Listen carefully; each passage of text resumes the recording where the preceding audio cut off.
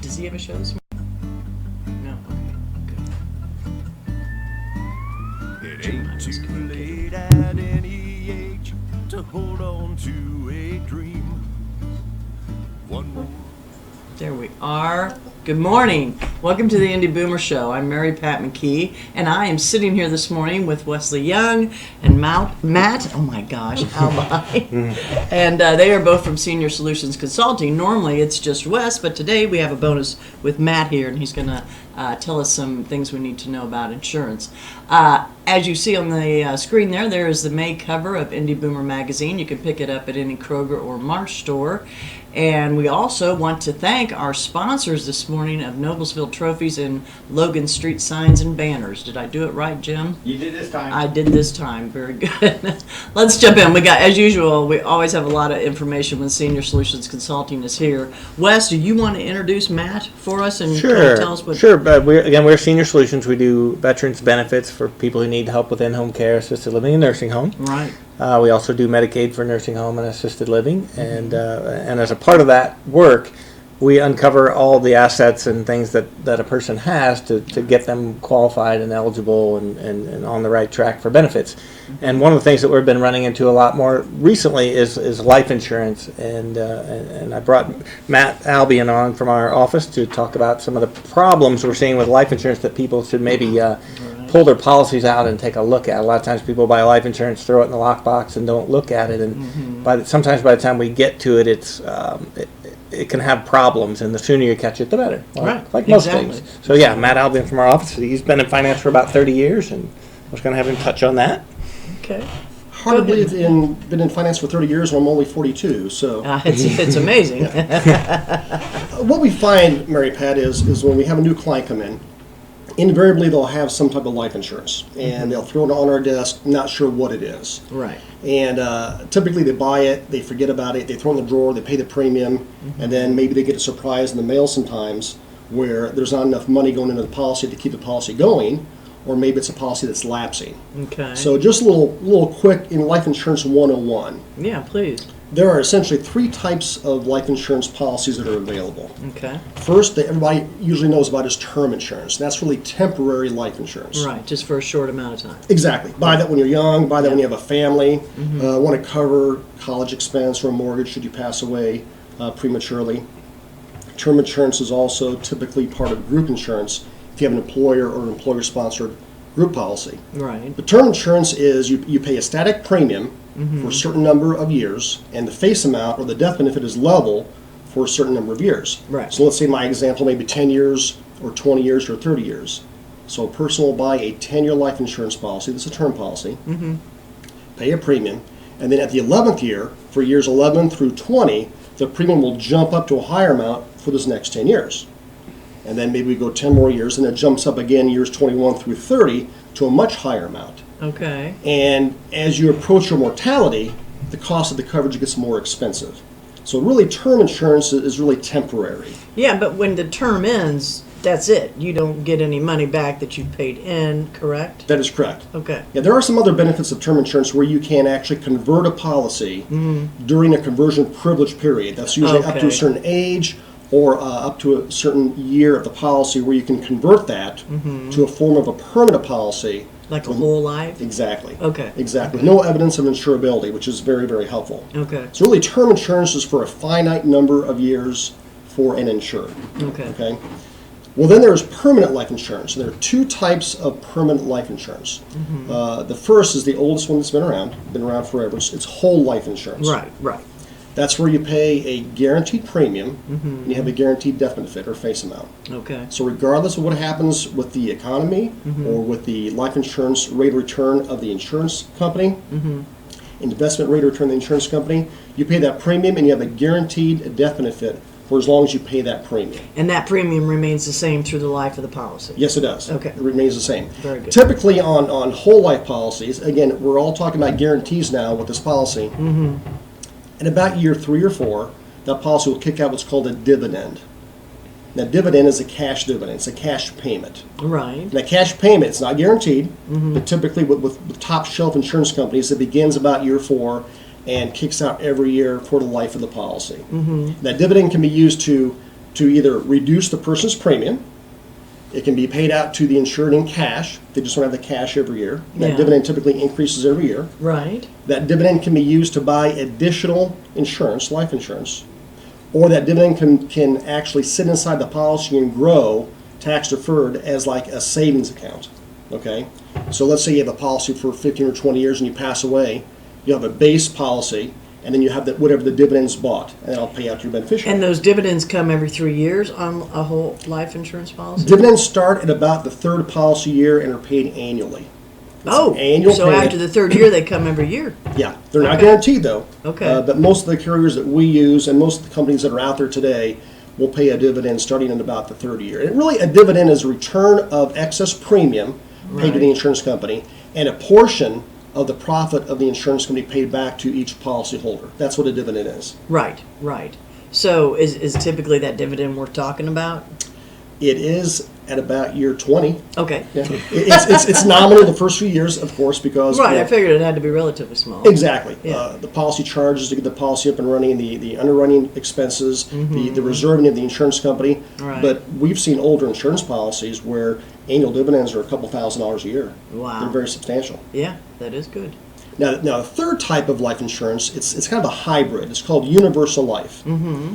And universal life came to light about 1980 by Merrill Lynch. Okay. And what universal life is, if you took term policy and a whole life policy and shook out all the parts and put them on the table and picked out certain aspects of those parts, you would have a universal life insurance policy. Okay. With that, effectively, the insurance company has shifted the investment risk to the insured from the insurance company. That's not terribly surprising, is it? No, not at all. Whereas a whole life insurance policy, you're relying on the investment proceeds of the insurance company to guarantee your policy. It's rock solid and it's guaranteed. Right. On the universal life policy, you're effectively paying the annual, or in this particular case, monthly cost of insurance charges, kind of based on a term rate. Okay? Wow, let's make it confusing. It is more confusing. Yeah. And then the underlying policy has a cash value component bucket to it. So we have Okay. a face amount, we have a cash value component bucket. Okay. Okay? So a person goes through life underwriting, they get an approval, they start paying a premium that is designed based on current mortality assumptions for that insured and also current interest rate assumptions. Well, what's happened and what we have found, and this is very, very common, not just here, but throughout the whole country, is life insurance policies that are universal life policies that were designed and sold back in the 80s and 90s at an interest rate of maybe 9 or 10%. Right. We fast forward to 2017, and they're now Times have earning changed. about a 3% rate. Yeah. Well, that difference in rate of return is making the policy not perform properly. So what's happening is somebody's paid a premium based on their age, and Right. based on a rate of return that was never going to be achieved for the life of the policy. Let's say in my example 10%. Okay. Because back in the 80s, 10% was easy to get. You'd get that anywhere. Okay. So the policy projection was based on a 10% earning, but yet what's happened is every year On the face value. on the cash value. The cash On the value, cash not value. the face value. Correct. Face value is here. Okay. Here's our cash value. And what's supposed to happen is our cash value is supposed to grow over time Right. with that rate of return Okay. and eventually come up and meet the face amount or actually start growing our face amount over time. Okay. And what's happened is, since the rate of return now is so low, based on these low interest rates we have, the cash value has grown and it's peaked like a roller coaster, Okay. and then starts to go down quicker than going up. And what's happened at that point, at that peak, is the cost of the coverage inside the policy exceeds the internal rate of return on that cash value and the new premium that's going in. So it starts to cannibalize the cash value and eat away the cash value. So what happens So is you're in trouble. you're in trouble. You'll get a love letter from the insurance company saying, "Hey, your life insurance policy that you're used to paying $108 a month for now requires $600 a month to achieve the same face amount goal that you want to achieve." So it's really kind of a time bomb with these universal life policies that were not properly designed back in the 80s or 90s. Well, you had said, it's a combination of whole and term. So does a universal term out, you know what I mean? Does it have a time when it stops, or is it just when you die? Well, it can be either when you pass away, Okay. and of course your beneficiary will receive the face amount as long as the policy is in force, Okay. or if the cash value inside the policy along with the premium is not enough to keep that face amount going, the policy will lapse. And what's happening is these And that means policies- it's just gone? it's gone. Okay. Past premiums that have been paid in are gone. There's no intrinsic value that's grown inside the policy. You got So nothing. people have had the coverage for all those years, but yet they're depending on it to pay out when they die. Right. And now they're in their 80s and they're approaching the mortality, Mm-hmm. and the policies are lapsing. So Because the premiums are so high, right? because exactly they can't pay the premiums. Yeah, Yeah. that's crazy. Yeah. So what do people do with those? There are about 4 things that they can do. Okay. So they got choices. They have choices. So 4 things they can do. First thing they can do is if they're paying a static premium, they can ask the insurance company to run a reprojection and say, hey, insurance company, I'm paying $108 a month. The current interest rate inside the policy is 4%. How much face amount or death benefit will that support all the way to my age 95 or 100? And they'll recalculate. And they might say, okay, well, instead of $100,000, that premium will now support $42,000. So they can have a... So he could stay at that premium, but he lowers the face value to like 42 or something. Exactly, Okay. in this example. Or they could say, hey, insurance company, I want to maintain my $100,000 policy, solve for the premium to keep my policy going until age 95, 90 or 95, and they'll recalculate that premium based on current interest rate assumptions. So it'll be a much higher premium. Okay, so that's kind of like what you were first talking about. Exactly. It's you're trying to keep the cash value to the face value. Exactly. Or Okay. a combination of the two where people might say, I can pay a little bit more premium, but I don't need as much coverage, so we'll do like a happy medium there and have a little bit less coverage than before, but a little bit higher premium because they have a need for a higher face amount. I guess I don't understand why you would even want to keep a product like that. Do you know what I'm saying? I know what you mean. Yeah. Well, there is a rescue that's out there. There's a Okay. rescue for lapsing universal life insurance policies. The policies that were designed back in the 80s used a mortality table. That's the internal cost for the life insurance. That mortality table was designed back in 1958. Okay? A long time Okay. ago. Yeah. Well, the 1980 mortality table became effective in 1989. So between those two mortality tables, people lived on average about 7 or 8 years 30 longer. years, yeah. Yeah, huge That's a difference big in span, time. yeah. So they're living longer over that period of time. So insurance companies back in the late 80s designed new life insurance policies, universal life insurance policies. Right. The cost less to own because people are living longer. They Oh, need so less- they did figure that in the 80s. They did. Okay. That became effective in 89. Okay. Well, then there was another table that was designed in 2001, and it further increased people's life expectancy about another 7 or 8 years. So Really? insurance companies revamped their products. They said, okay, going forward, we're gonna charge less premium for the same face amount.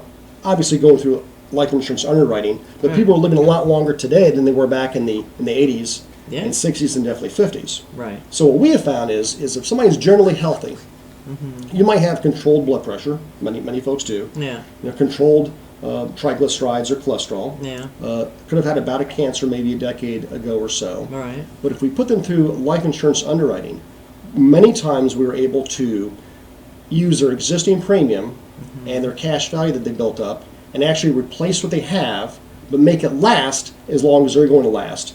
Because what we have done with this new underwriting, we've lowered the cost of insurance inside the policy based on this new underwriting table. Okay. So we're successful maybe 50% of the time because anybody in their 60s or 70s or obviously 80s, they're going to have something or other that's controlled. Right.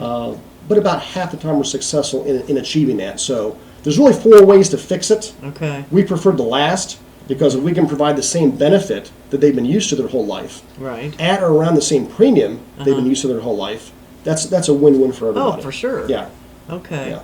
Well, and the other thing is too, Matt, this is just one of the products that you deal with in the financial arena, right? Yes. I mean, because I know Wes and I have talked many, many times about the different things that are involved when people are looking for money to pay for their retirement communities or whatever they need. And a lot of times some of those financial products can come into play. Absolutely. Yeah, Absolutely. exactly. And then the other obvious one is there's a lot of us baby boomers who, as we well know, won't be retiring, but maybe we need to be thinking about, can we, in a short 10 to 15 year period, accumulate enough funds to maybe make retirement easier. Absolutely. Yeah, and I know you're also an expert at that as well. Thank you, Matt, for Sure. explaining that. I have to be honest, I don't know that I could repeat it.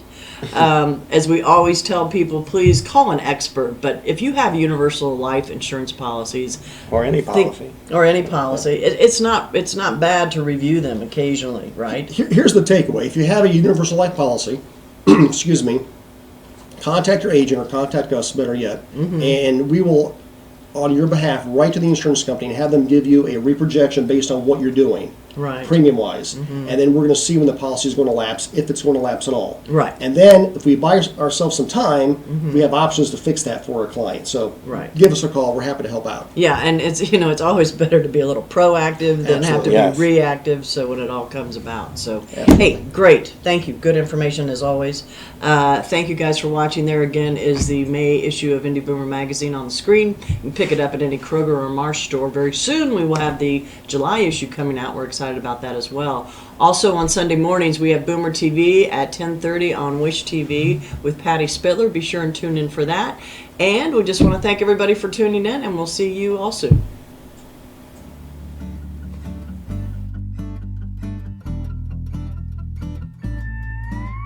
It ain't too late at any age to hold on to a dream. One more